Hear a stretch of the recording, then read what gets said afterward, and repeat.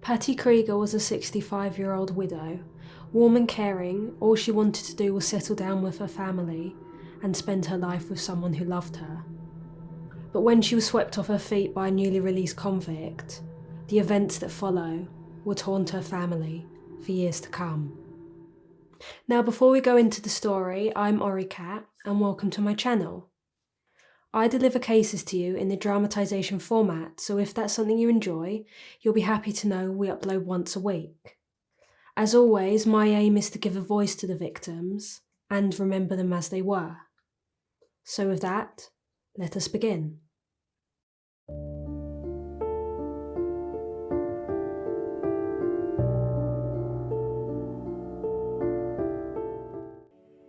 Our story starts in Seattle on November the 5th, 1969, when Jason Christopher Graham was born. Losing his mother at the age of 2, he was raised in the Sedro-Woolley area in Washington by his aunt and his stepdad. Sedro-Woolley was a small city on the western back of the Cascade Mountain Range. It was really scenic and beautiful. Graduating from Mount Vernon High School in 1987, Jason built up his life in construction and real estate investments.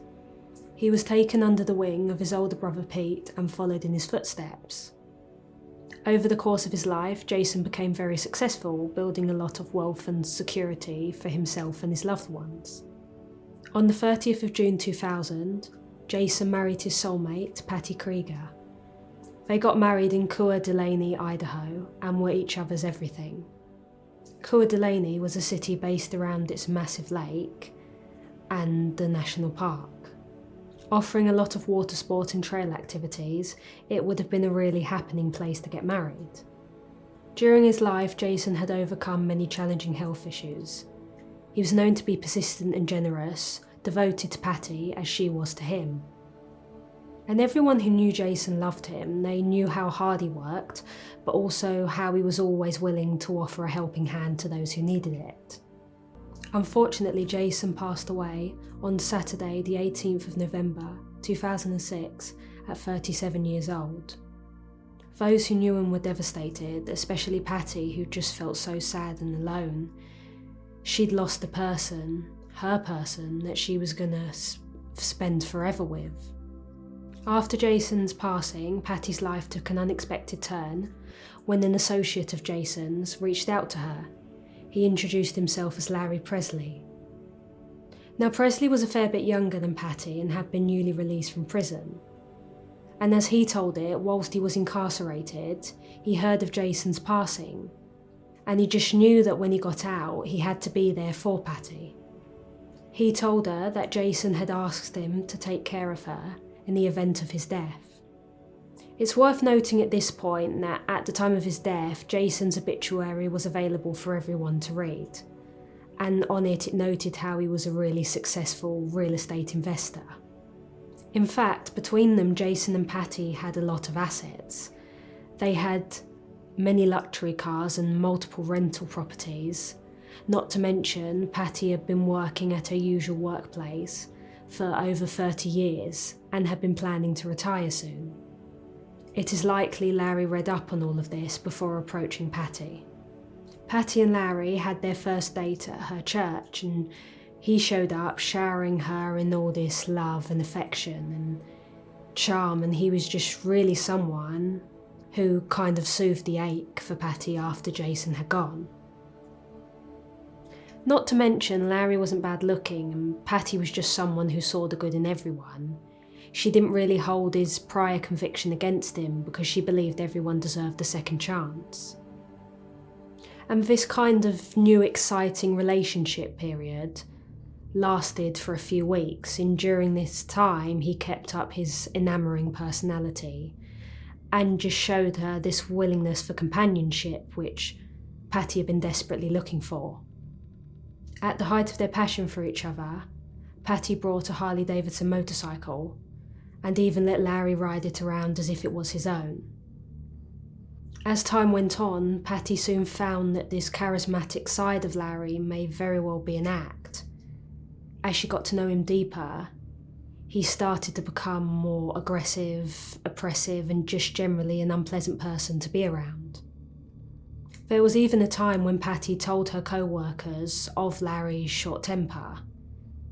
As she told it, they went to the local mall and Larry was unhappy with something and he just started making this huge scene, shouting at everyone. He screamed and yelled and even threatened to beat up the people he was arguing with. And this came as a shock to Patti. A really stressful one too, because she just felt that she was too old to be dealing with all this drama and anxiety. Despite having hearing aids, Patti was in very good shape. She kept fit and she really looked after herself. But she wasn't so worried about the physical toll, more the mental toll that this would take on her.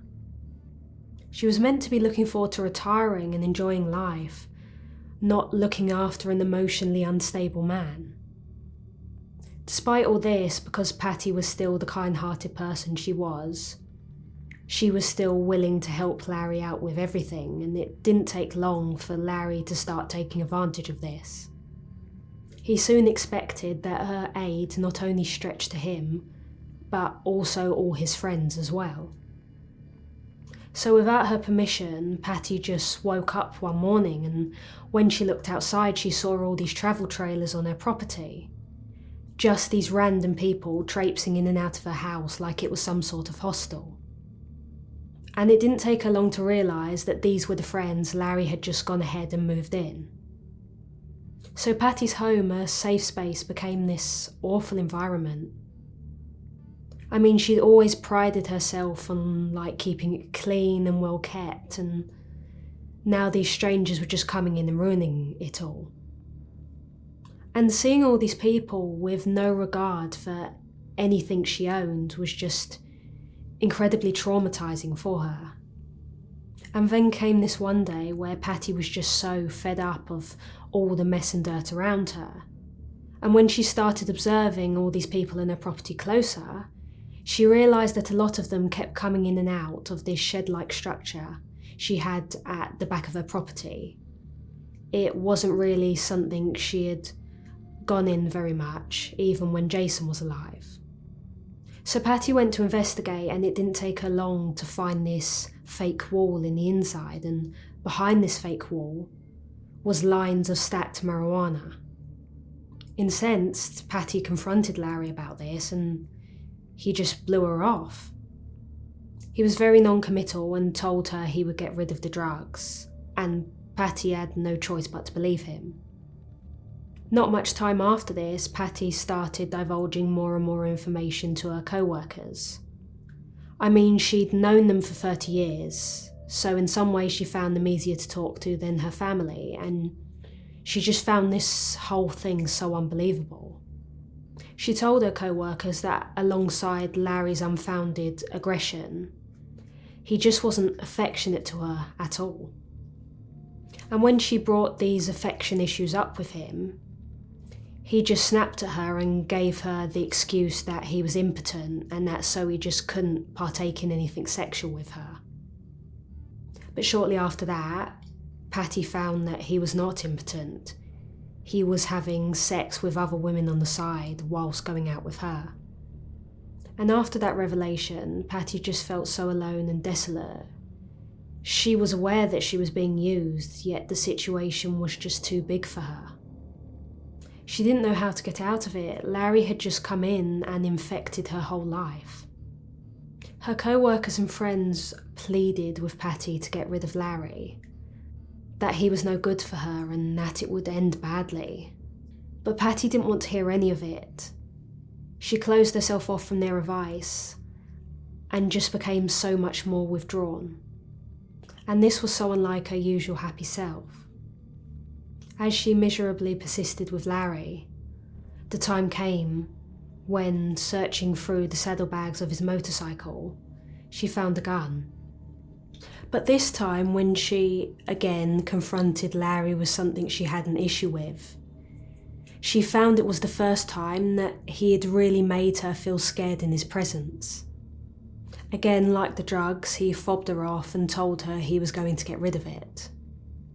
And despite Larry's reassurances, This fear inside of Patti was growing steadily, and she just didn't have anyone she felt like she could talk to about it. They wouldn't understand, and frankly some of the things she'd seen were just too unreal to describe. Not to mention, Patti was this good person. She didn't want to see Larry go back to prison. And as a previous felon, if he was caught with a firearm, he would be sent back. Though on the whole she stopped discussing Larry with her co-workers, there was this one time where she was at the gas station and she was filling up her tank with her employer, and she casually made a passing comment that Larry got just so angry and that one of these days she was sure he was going to kill her. A month later, Patti found the gun in the saddlebags of the motorcycle again. She kept on at Larry to get rid of it, saying it was in his best interest. And he came out with the usual, "Oh, I will," but obviously Patti now knew he was just lying every time he said something like that. Regardless, Larry told her that day that he planned to go hiking in the Sauk mountains. He requested that she would come with him, along with his friends, and they would go up to the mountains and they would spread his deceased parents' ashes, who had died several months earlier. And Patti just really didn't fancy going hiking, not while Larry was being so cold and confrontational all the time. I mean, the activeness would be fine. At the time she had been planning to do a marathon with her grandchildren in Alaska. And so this whole hiking trip had just come out of the blue and she couldn't help but just get this really awful, foreboding feeling. So a day after the gun discovery, on Saturday, the 2nd of October 2010, Patti Krieger went hiking on Sauk Mountain. Accompanying her and Larry was her Rottweiler bear, James Pressley, Troy Robinson, Nicole Gardiner, Matt Robinson, and Chrissy Bumgarner. It is worth noting that all these individuals are innocent until proven guilty. James Pressley was a relative of Larry's, like Troy Robinson, who was going out with Nicole Gardiner at the time. And then there was Matt Robinson, another relative of Larry's, that was going out with Chrissy Bumgarner. So allegedly, after the ceremony for Larry's parents had been finished and their ashes were spread over the mountain, the group started making their way back down. And at some point, Larry and Patti got into another argument. And the result of this left Patti feeling really emotionally distressed. As it was told, once they came to a split in the trail, Patti decided to go off on her own with her Rottweiler bear to calm down. The group took the other path, and apparently they tried calling her, saying that she should come back, but she just ignored them. They presumed the hiking paths would eventually reconnect and they would just meet her at the car park. But lo and behold, Patti and Bear never showed up. After waiting around for a little bit and seeing that Patti and Bear hadn't turned up, the group she came with just decided to leave the mountain and they all went their separate ways. Larry, along with Troy and Nicole, went to the local gas station and settled down with burritos and beers to have a quick lunch. The other two, Matt and Chrissy, went grocery shopping in the local supermarket nearby. Larry waited 4 hours to report Patti missing, and when he originally called up the police, he lied to them and told them that himself and all his friends were Patti's family and so there was no one else the police needed to contact. But when the next day came around and Patti didn't show up for her work shift at 4 a.m, her co-workers immediately set out to try and find out where she was. They ended up visiting the workplace of her son, who they told exactly what happened. She hadn't turned up for work and they all knew it was just so out of character for her. Patti's son made some phone calls and then took it upon himself to go and visit her residence. Within the trunk of the car that the group took when they went hiking, her son found suitcases filled with jewellery. He then called her cell phone a few times, but eventually deduced that it was in the possession of one of Larry's friends. Her son tried to get into his mother's house, but he found upon attempting to enter that it was just too unsafe. When he came up to the door, several pit bulls just started barking and going crazy, so there was just no way he could get in. After Patti went missing, the hiking group, especially Larry, just really were uncooperative with the police. In fact, the only thing Larry was willing to say was that Patti was the love of his life and that he was devastated that she had gone missing. When the police interviewed the different individuals, they soon found that they were also in possession of Patti's driver's licence and car keys. The police did eventually manage to establish a timeline of what had happened that day. This was mainly provided by Nicole Gardiner, who was really the only one who gave anything worth investigating. She gave 2 inconsistent interviews to the police. It was from this they gathered an argument had indeed happened. Over the course of the investigation, search and rescue teams from 4 different counties were brought in, all of them with the one united goal to scour the entire mountainside. These rescue teams were Skagit County, Whatcom County, King County, and Snohomish County. The rescue team spent all day looking for her on the 3rd, but they came up with nothing. Then a day later on the 4th, the Skagit County Sheriff's Office did bring in a helicopter to help push the search along further. This helicopter even used infrared light and scanning, but still there was no sign of Patti. The Sheriff's Office called off the search quite quickly, concluding that they didn't believe Patti was still on the mountain. But this still didn't deter her son and co-workers from giving up hope that they would find her. They set off on multiple searches of Sauk Mountain and scoured everywhere they could possibly reach. But the days ticked by and eventually they had to give up their daily searches. Now, a couple of weeks after Patti's disappearance, her friends decided to make the trip to Larry's house. Well, more specifically Patti's house, where Larry was still staying with his friends. And they knocked on the door and basically told them that they were starting up a Facebook group to help aid the search for Patti. Larry verbally attacked them about this and yelled at them to get off his property. He even chased them down the road on his motorbike. Sorry.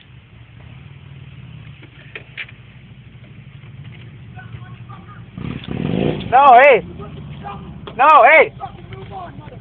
Hey, I was letting you know we posted a thing online. Well, I don't give a fuck. Move on, bitch. Hey, punk.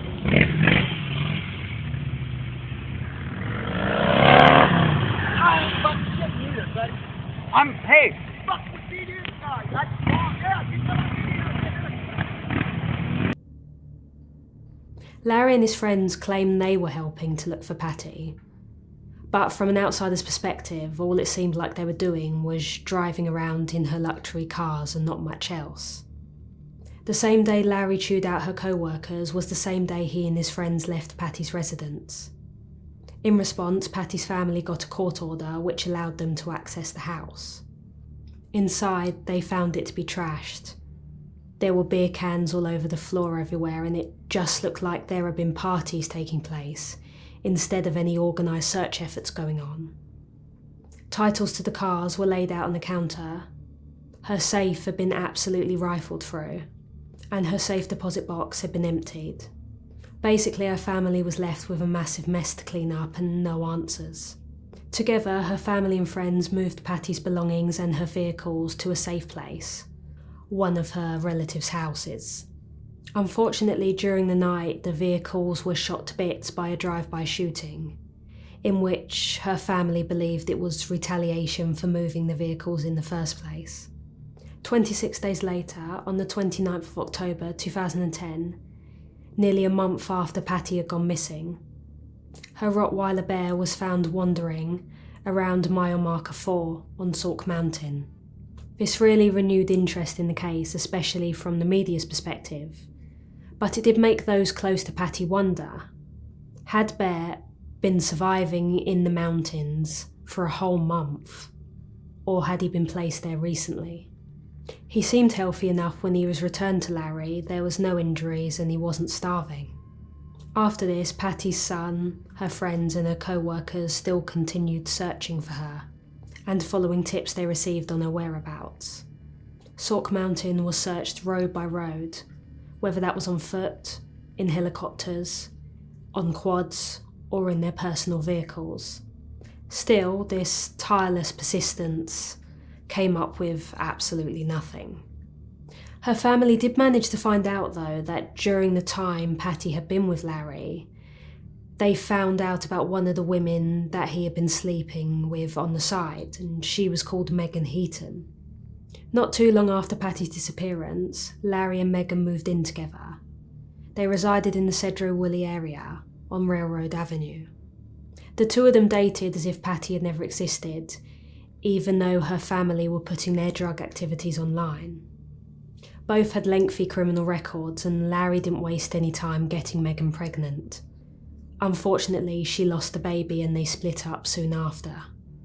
On July the 4th, 2011, Larry officially started dating Donica Mejia Lard. It was suspected he was seeing her whilst he was dating Megan Heaton. Just 2 months later, on the 24th of September, a whole year after Patti had gone missing, Larry and Donica married. Not long after this, Larry got in trouble and was held in county jail, which consequently meant Donica was then being monitored by the police. Through this, they received information that Larry and his wife were violating their DOC supervision by being in possession of weapons, drugs, and being involved in theft and prostitution in the area. The police suspended Donica's licence at a traffic stop and brought her back to her and Larry's residence so they could search it. After searching her and Larry's residence, the police found drugs and multiple stolen weapons, including one that had been involved in a homicide case in 2004. In exchange for more information and less time, Larry pleaded guilty to a charge of assaulting a police officer, yet let his new wife Donica take a 12-year sentencing for all the other charges. Unlike Donica, Larry wasn't charged on any other account. He was sentenced to 3 years in prison, whilst Donica got 4 times as much. During his incarceration, Larry was picked up by the US Marshal's Office and held in SeaTac, Washington, at the federal jail for international weapon charges, amongst other things. Whilst all this went on, Patti's friends and family continued organising weekend searches and following tips. Months passed, but on the 29th of October 2011, her family received an email from someone called The Keeper. The person wanted a ransom for Patti's return and provided them with all the gruesome details about what this person would do to her if they didn't come forth with the money. Though Patti's family immediately became sceptical when The Keeper couldn't produce any proof of life, nor did that person know anything about Patti. Initially, when Patti's family went to the sheriff's office, they were blown off. So naturally, they went to the media instead. And there was nothing like the media getting involved to actually encourage the sheriff's department to do something. Therefore, they got the FBI and their cybercrimes unit involved. The emails were found to have originated from Nigeria as part of a missing person scam, so the sheriff's office were right in their original theory. But though Patti's family and friends had doubts, they rightly wanted to follow through on every tip, no matter how extreme or bizarre it seemed. They just couldn't live with themselves without knowing. After this, a lot more tips came through, a lot of them similar, all kind of saying the same thing, that Larry Pressley and his friends had killed Patti, and that her body was in a pond or a body of water off of 18th Street in Mount Vernon, Washington. This was less than a mile from Patti's residence. On the 31st of December 2011, Patti's family and their friends spent the final day of the year conducting a full-blown search of all the ponds and bodies of water on 18th Street. Even the media showed up in anticipation, but still after an exhausting day of searching, nothing turned up. Still, tips kept coming in despite lack of results. The Skagit County Sheriff's Office even received a tip suggesting that her body was in a tree stump somewhere on Alga Mountain. They did a silent search of the area, and again, there was no success. In 2012, the National Q Centre for Missing Persons involved Patti's case and her family in their Road to Remember march. They flew in from North Carolina and influenced the media blitz as a way to gain more awareness on the case. During the same year of the rally, whilst Larry was in prison, he gave his power of attorney to his wife Dornica. And during that 12-year sentence, if you can remember that Dornica was given, she managed to get off all the drug addiction she was on, and she started thinking a lot clearer about the situation. And with this new clarity, she decided she was absolutely furious with Larry for letting her take the blame for everything. Therefore, in retaliation, Dornica gave her own power of attorney to her friend Laurie Struthers. Laurie went to look for some of Dornica's belongings in the house Dornica and Larry shared in Concrete, Washington. And during that search, Laurie found a backpack in Larry's attic. The backpack appeared to contain a lot of serious bloodstains. And when they handed it in to the police observed it, and they soon concluded that it matched the backpack that Larry had taken the day he went hiking with Patti in Sauk Mountains in 2010. Skagit County Sheriff's Office took the bag for further DNA testing. Through the media, Larry found out that his new wife was cooperating in the Find Patti Krieger search, and consequently he withdrew her power of attorney. He then gave his power of attorney to Matt Robinson, if you can remember, one of the individuals who had been with Larry and Patti that day on the mountains. Since that day, Larry's friends who had gone on the hiking trip remained absolutely uncooperative with the police. They would not give anything up to help search for Patti or her remains. Whilst Larry was in prison, Troy Robinson was given the sole possession of Larry's custom Nova car. It was speculated that the car was given to Troy as hush money so he wouldn't speak to the police. Nicole Gardiner broke up with Troy Robinson not too long after Patti's disappearance. She took her own life on the 28th of June 2013, 3 years after Patti's tragic disappearance on Sauk Mountain.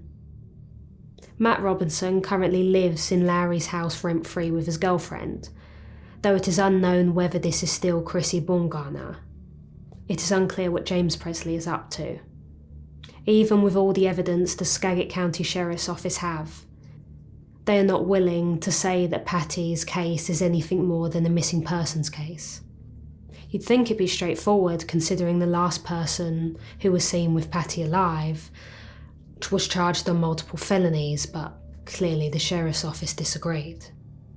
If anyone has any further information on Patti Krieger, they are urged to check out the website www.findpattikrieger.com. All I can personally say is, I really hope Patti's family gets some closure soon. Because until the culprit for Patti's disappearance gets charged, her loyal and loving family will still be robbed of justice.